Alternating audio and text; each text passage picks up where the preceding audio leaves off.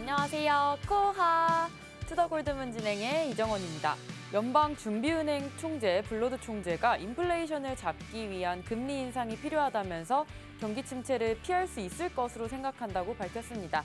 그는 연내 1.5%포인트의 추가 금리 인상을 전망했는데요.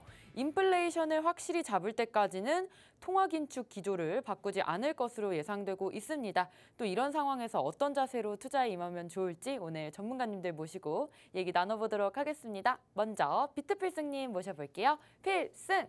안녕하세요. 네, 안녕하세요. 현재 비트코인이 이제 주봉 손상 연속 4주 넘게 양봉의 흐름세 유지가 되고 있습니다. 그래서 차트상 주봉의 차트를 보시면 현재 이제 이평선들이 역별에서 이제 정배열을 다가가기 위함을 보이고 있다.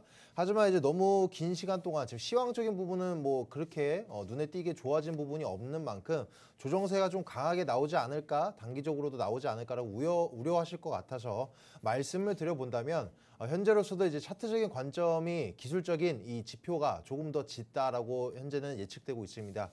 그래서 이제 굵은 지표들이 있죠. 오늘 같은 경우에 이제 오펙 이제 지표 결과물이라든가 혹은 다음 주에 있는 이제 CPI 미국 소비자 물가 지수에 관련된 내용도 이제 눈여겨 보셔야 되겠지만 현재 이제 큰 과대 낙폭이나 과대 상승치를 보이지 않고 있다. 아직 투심은 유지되고 있다. 기존에 투심이 많이 꺾여 있었는데 다시 이제 알트들에 대해서 이제 양봉의 흐름세로 강한 상승 랠리를 보여주었습니다. 저번 주 주말부터. 그러다 보니까 다시 시장의 흐름은 약간 이제 시장 분위기가 투심 자체가 조금은 살아나고 있다. 그래서 마냥 떨어질까 봐 우려하고 나서 마냥 홀딩하겠다, 관망하겠다 이런 시점보다는 넘어섰으니까 조금 더 이제 시장 좋아질 거라고 예측을 하시면서 짧은 포지션 가져가시면서 오늘 어떠한 매매 전략과 또 어떠한 정보를 가져가시면서 매매에 인용하시면 좋을지 끝까지 시청하시면서 정보 잡아가시길 바라겠습니다.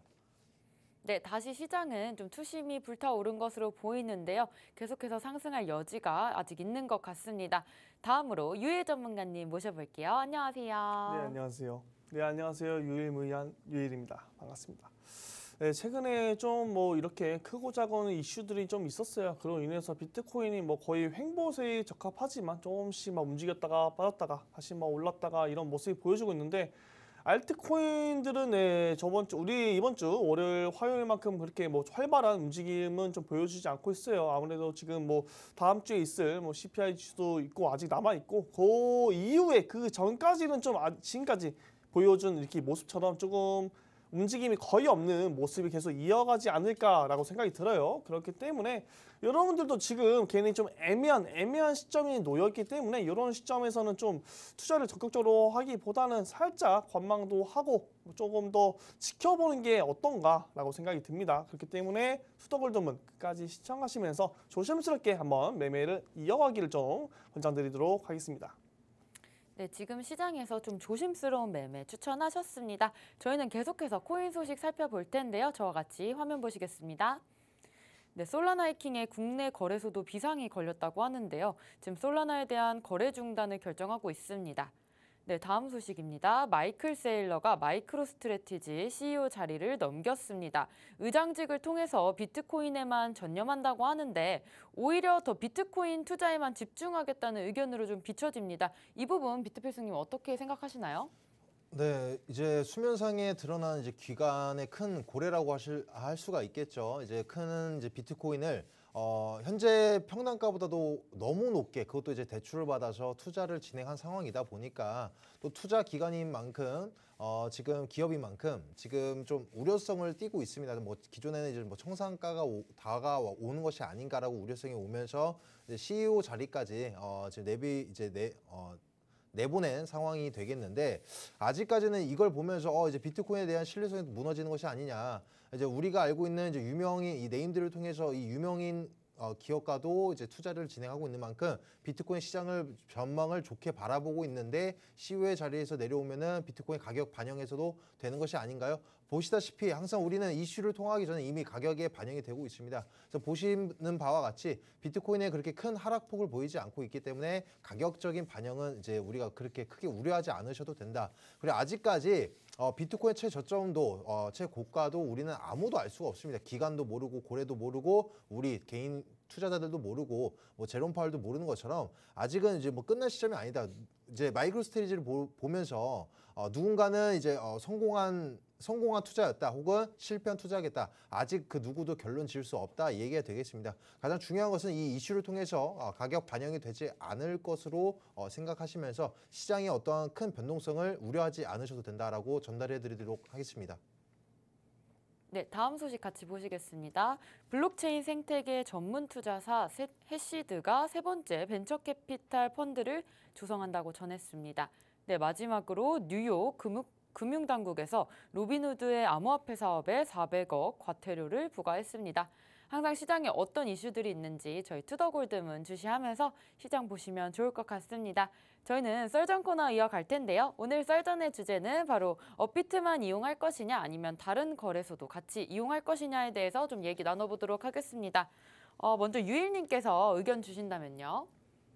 네, 먼저 일단 뭐 거래소 어떤 뭐 거래소를 이용하느냐 뭐 거기보다는 일단은 지금 거시적인 이 경제부터 좀 시장 상황부터 좀 체크해야 될 것 같아요. 아무래도 최근에 비트코인 자체가 좀 활발하게 움직여졌죠. 뭐 GDP 역성장 나오고 뭐 금리 발표 냈는데도 불구하고 뭐 좋은 의견이 많이 나왔어요. 금리 인상을 늦출 수 있다는 뭐 내용도 나오면서 시장이 조금씩 반등세가 나오고 있었는데 갑자기 잘 가다가 브레이크가 걸리는 시점이 있었어요. 그렇죠. 여러분들도 다 아시다시피 이제 미국의 이제 펠로시 의원이 대만에 이제 방문하고 나서부터 이제 좀 미국과 중국의 좀 대립이 형성이 되면서 조금 시장 자체가 좀 우리 공포감을 또 다시 조성을 했다. 그로 인해서 비트코인 한 번 더 좀 빠지는 시점으로 이어지고 있어요.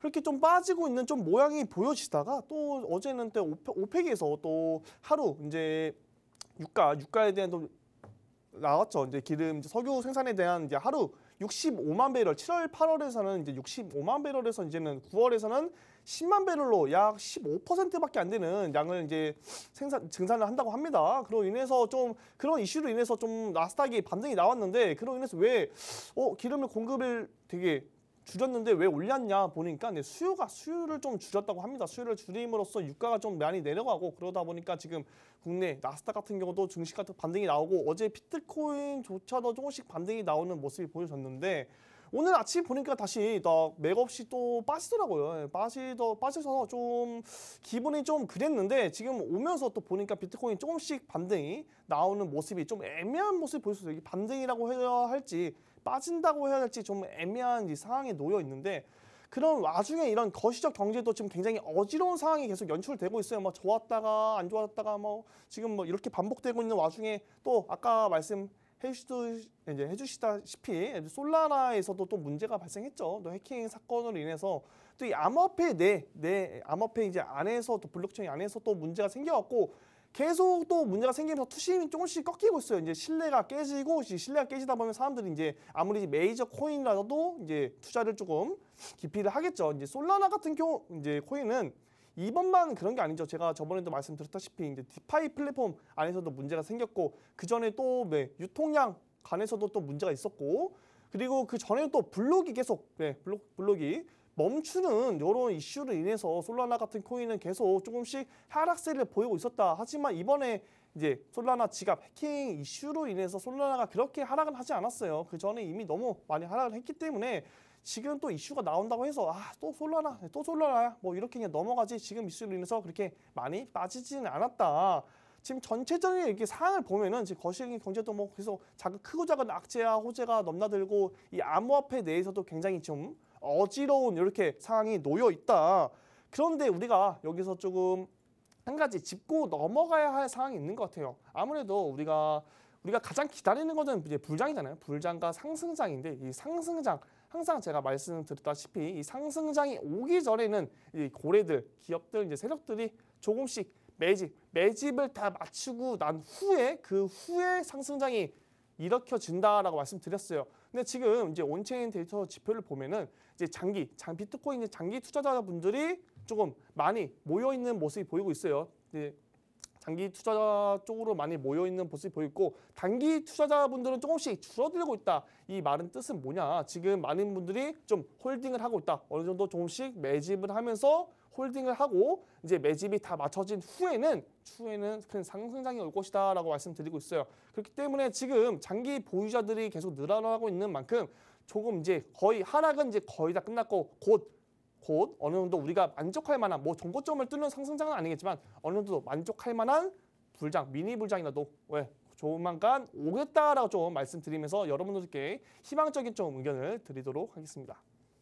네, 오늘의 주제를 얘기하기 앞서서 또 지금 시장 상황까지 짚어주셨는데요. 지금 단기적인 투자자분들보다는 지금 장기 투자자분들이 훨씬 많은 것으로 보여지고 있습니다. 비트코인 또 온체인 데이터를 봐도 그렇게 설명을 드릴 수가 있겠는데요. 따라서 우리가 미니 불장도 좀 기대해 볼 수 있겠습니다. 그렇다면 비트필승님께서도 시장 상황 한 번 더 짚어주시죠. 네, 일단 지금 가장 궁금하신 거는 이제 많은 사람들이 시장 상황에서 어떻게 바라볼 수 있는지 또 우리들은 어떻게 바라봐야 되는지에 대해서 설명드리도록 할 건데 방금 이제 유일 전문가님께서 해주신 말에 대해서 조금 인용해서 추가적인 정보를 말씀드려 본다면 일단 지금 중국과 미국의 대립 관계를 가지고 있습니다. 지금 중국 같은 경우에서는 모두 다 아시다시피 대표적인 지금 이제 암호화폐 금지 국가로인데 우리는 언젠가는 기대하고 있습니다. 이제 금지 국가에서 규제 완화로 넘어간다고 한다면 단순한 한 나라에 대해서 규제 완화가 돼서 어떠한 시장 반영이 조금은 좋아지겠지 정도가 아니라 불장을 일으킬 만한 정도다.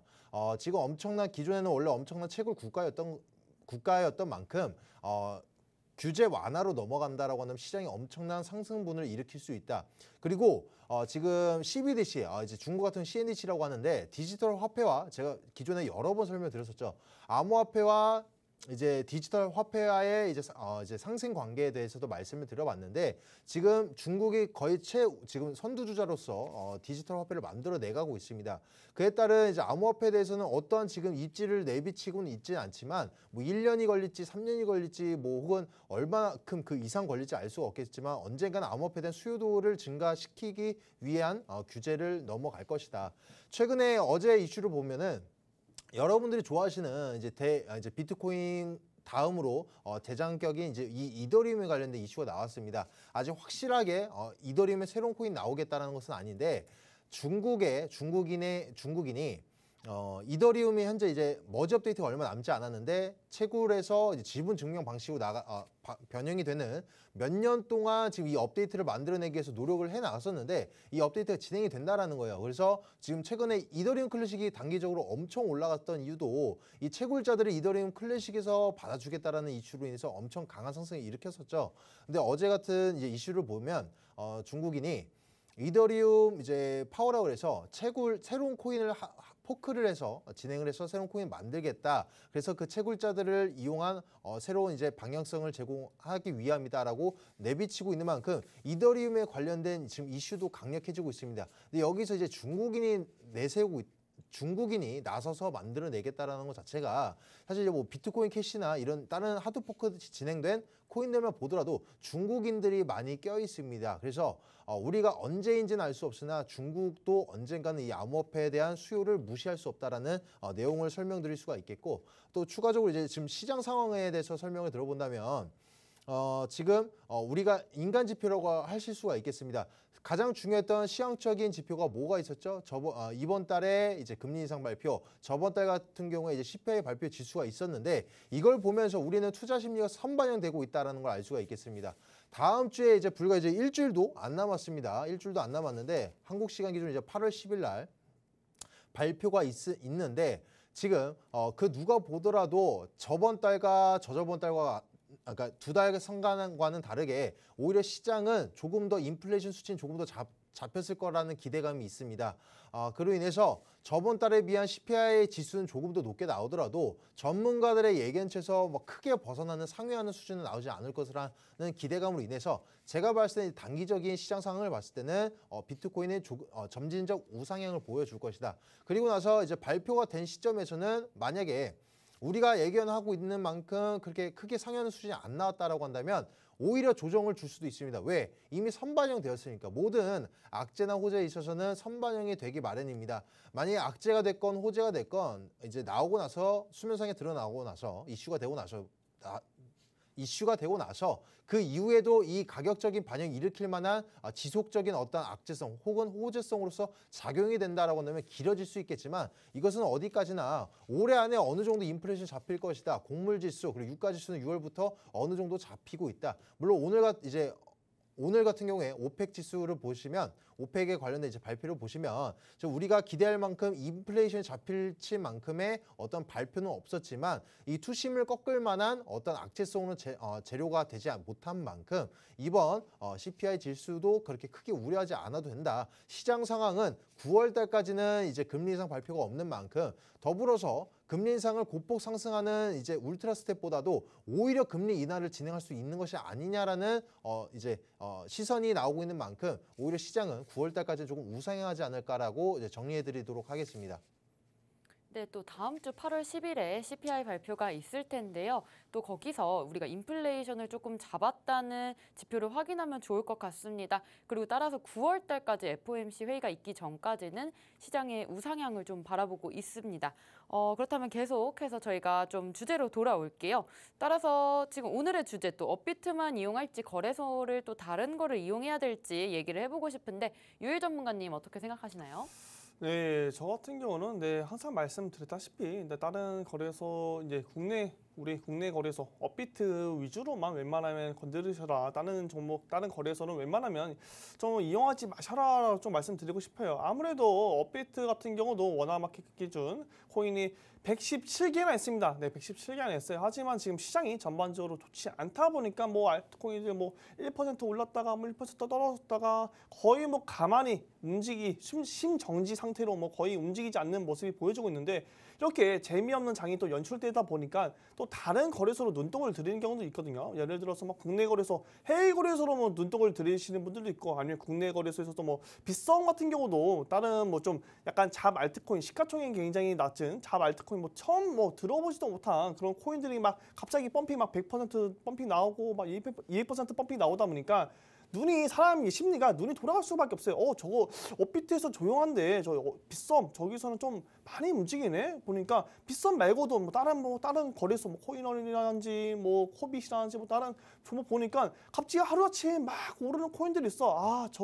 내가 저거를 선점했더라면 돈을 얼마나 벌었을까 하면서 순간 욕심이 생기게 되고 또 해외 거래소로 또 넘어가게 돼요. 해외 거래소 또 보면은 이상한 코인 처음 보는 코인들도 있어요. 네, 얼마 전에 한 가지 좀 사례를 말씀드려보자면 저희 무료 방송 이제 보시는 분들 중에 한 분이 이제 물어보셨어요. 해외 거래소에 있는 어떤 코인 좀 봐주세요. 유일 전문가님 봤는데 코인을 봤는데 거래량이 거의 없고 진짜 누가 봐도 처음 보는 정말 이상한 코인이었는데 거기에 투자를 하셨다가 물리신 분들이 계시더라고요. 정말 그런 걸 보면서 정말 마음이 아팠습니다. 왜 도대체 전망이 좋은 코인도 아니고 처음 유명한 코인도 아니고 차트 모양조차도 정말 이상한 코인인데 왜 그런 코인에 그런 많은 금액의 투자를 하셔서 정말 가슴 아프게 물리셨을까라고 생각이 들어요. 그렇기 때문에 그런 일들이 좀 빈번하게 많이 생기는 경우도 있고 지금 어쨌든 업비트에서 또 해외 거래소로 또 이동하려면은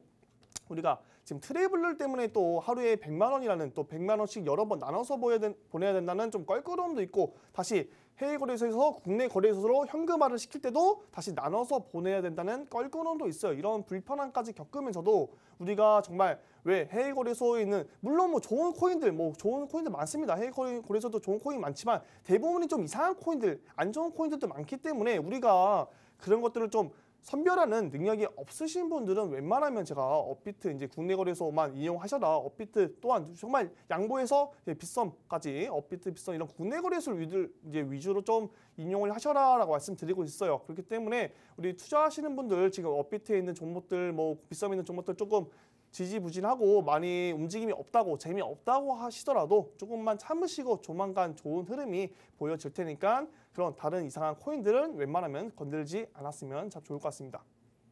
네, 업비트에는 그래도 믿을 만한 코인들이 한 117개 정도 있다고 합니다. 하지만 다른 해외 거래소에는 우리가 흔히 말하는 잡 알트코인들도 좀 많기 때문에 투자를 조금 처음 시작하셨거나 이런 것들을 구별하지 못하시는 분들은 업비트만 이용하시는 게 좋다고 설명해 주셨는데요. 그렇다면 필승님은 또 어떻게 생각하시나요?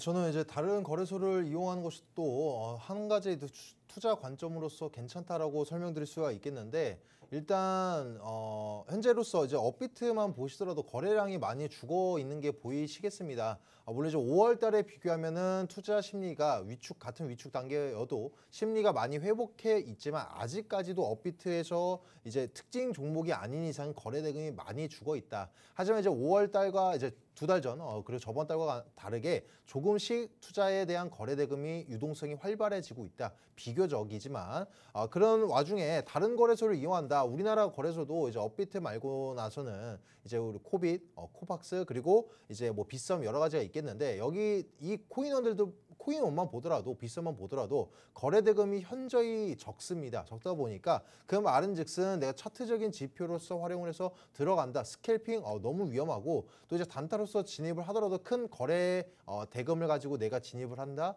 그러면 내가 내 자산을 올리면서 가격을 올리면서 들어갔다가 또 내리면서 나오는 식의 이제 위험한 것은 맞습니다. 그런데 일단 지금 상폐된 우리 업비트에서 상폐된 라이트코인을 본다라고 한다면 이제 8월 달에 이제 반감기가 예상이 되어 있습니다. 물론 내년이지만 반감기가 8월 초에 예상이 되어 있는데 이런 호재로서 라이트코인 모두 다 아시다시피 이제 메이저급 코인입니다. 시가총액도 높고 뭐 발전성, 기획성, 프로젝트 팀에 관련돼서도 좋은 힘을 보여주는 있는 종목인데 지금 이제 업비트에서는 이제 상폐가 됐는데 상폐된 이후로서는 아무래도 우리나라 거래소와는 이제 색깔과는 맞지 않는다. 거래 내역을 이제 익명성을 제공하다 보니까 이제 다크코인으로 분류되면서 이제 뭐 세금을 세탁을 할 수 있는 우려성이 있다. 돈 세탁할 우려가 있다. 라는 우려성으로 인해서 이제 거래소 상폐가 됐는데 이런 어떤 반감기 호재 혹은 어떤 개별적인 프로젝트들에 대한 이제 개발성으로 인해서 투자하고 싶은데 업비트는 없네. 근데 이제 우리나라 거래소 업비트 없다 보니까 다른 해외 거래소에서 이제 진입하기는 위험해. 이것은 아니야라고 하는 것은 조금 이제 맞지 않다. 투자 관점으로서 맞지 않다. 거래소로 이제 분류를 하는 것은 좀 맞지 않다라고 말씀드릴 수가 있겠고 또 이제 우리가 또 개발성이 좋은 코인들도 종목들도 분명히 존재를 합니다. 유명 거래소에만 상장이 되어 있다라고 해서 무조건 안전하고 좋은 종목은 아닙니다. 아직 수면상에 드러나지 않는 종목들도 많을 거고 또 더불어서 이제 ICO, IEO 여러 가지가 있겠는데 이제 상장 전에 비상장 종목들도 있겠습니다. 예를 들어서 내가 이제 세계적인 경제 지표를 보면서 여러 가지 미래성 포트폴리오를 구성하는데 내가 바라보는 좋은 섹터 이런 섹터가 있으면 좋을 것 같은데 라고 생각하는 와중에 실질적인 그 섹터의 어떤 종목이 나왔다. 그 종목의 백서를 뜯어보고 여러 가지 프로젝트 팀의 개발성도 보니까 진심이다. 예를 들어서 뭐 메인넷까지 자체 메인넷을 구축했다. 엄청난 개발성을 보이는 것입니다. 메인넷 자체가 대다수는 지금 뭐 이더리움 메인넷을 우리가 이용을 하고 있지만 자체 메인넷 구축한다는 자체도 엄청난 자금과 엄청난 인재들이 이제 투입되어서 시간을 공을 들여서 만들어내는 것만큼 엄청난 호재의 코인 섹터이자 코인이 만들어지는데도 유명 거래소에 없네? 그러면 나는 이건 안전하지 않아. 투기성이라고 무조건 판단하겠어라는 자체가 옳지는 않다라고 설명드릴 수가 있겠습니다. 그리고 추가적으로 지금 이제 FTX 유명 거래소 해외 거래소인 FTX가 뭐 빗썸을 인수하겠다라는 얘기가 이제 이슈가 되고 있는데 현재 이제 가상자산 업계에 따르면 FTX가 한국 법률 사무소를 통해서 이제 한국 시장에 진출하겠다라는 내비치는 이런 모습을 형태를 보이고 있다. 실질적으로 이제 뭐 빗썸이 인수할지 안 할지는 뭐 알 수가 없겠으나 만약에 인수를 진행됐다. 만약에 이제 인수가 진짜로 이제 가시화됐다. 됐다라고 한다면 현재 빗썸의 거래소를 보면 김치 섹터들이 많습니다. 김치 코인이 많습니다.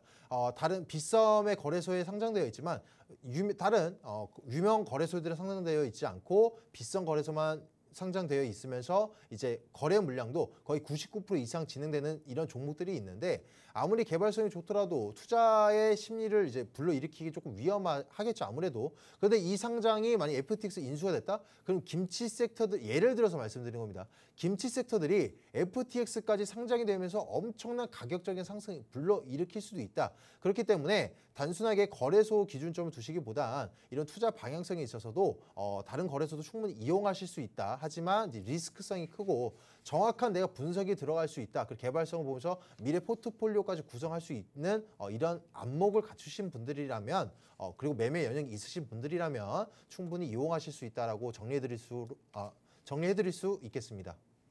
네, 또 어떤 거래소를 이용하느냐 이 부분이 중요한 것이 아니라 또 실제로 투자자분들께서 분석하고 또 포트폴리오를 잘 짜시는 게 가장 중요할 것 같습니다. 그렇다면 지금 또 미국, 중국에 또 계속해서 이런 갈등이 일어나고 있는 상황인데 지금 이 현재 시장에서 우리가 매매 포지션을 좀 어떻게 잡으면 좋을까요, 유일님?